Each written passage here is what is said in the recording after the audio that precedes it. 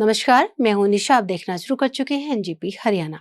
दोस्तों, आज बात करेंगे हरियाणा के गब्बर सिंह कहलाने वाले आक्रामक नेता अनिल विज की। विज कई बार जहां अकारण व बिना बात की गहराई को समझे आपा खोते रहे हैं, तो कई बार उनकी बातें तर्कसंगत होती हैं। ताजा मामला फ्री होल्ड पॉलिसी का है। हम अपनी राय देने से पहले आपको पूरा घटनाक्रम बताते हैं।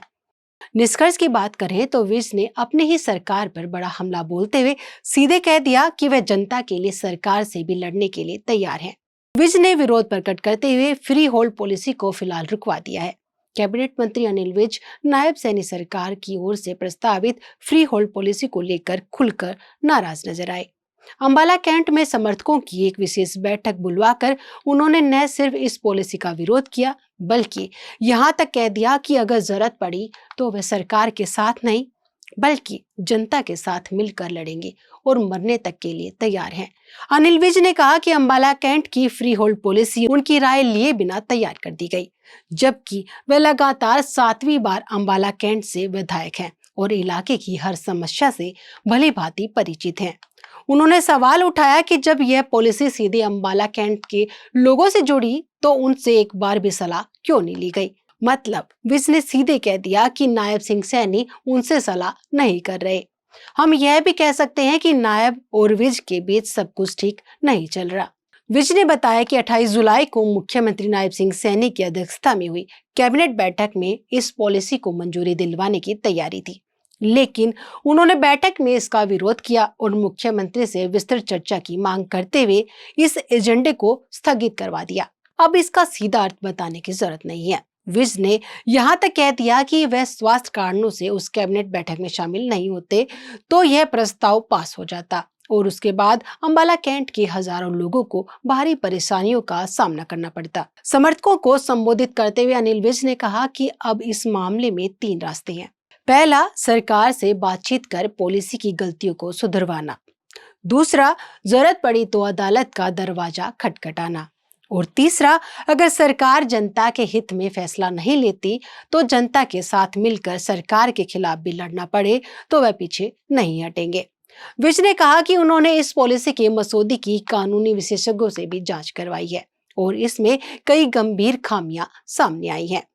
उन्होंने सबसे पहले आपत्ति यह जताई कि फ्री होल्ड कराने के लिए लोगों को कलेक्टर रेट के आधार पर करोड़ों रुपए जमा कराने होंगे।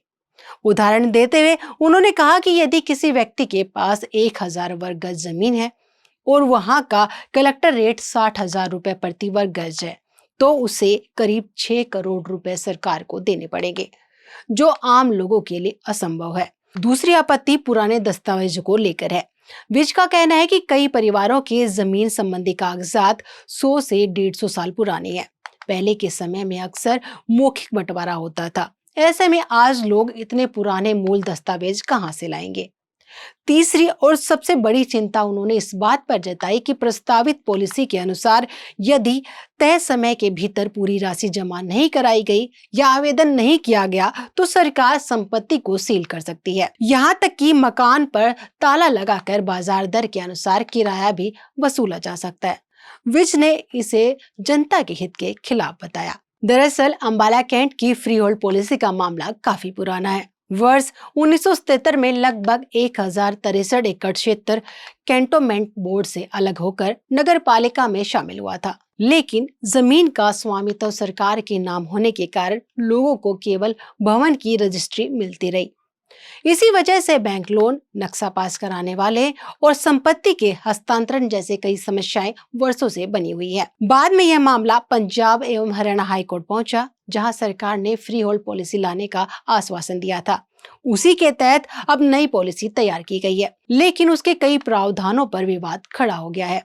बीती 28 जुलाई को हुई हरियाणा कैबिनेट की बैठक में कुल 26 एजेंडों पर चर्चा हुई थी, जिनमें से 22 प्रस्तावों को मंजूरी मिल गई थी, जबकि अंबाला कैंट की फ्री होल्ड पॉलिसी सहित 4 एजेंडों को फिलहाल टाल दिया गया है। अब सभी की नजर इस बात पर है कि सरकार इस पॉलिसी में संशोधन करती है या नहीं और अनिल विज की आपत्तियों पर क्या फैसला लिया जाता है।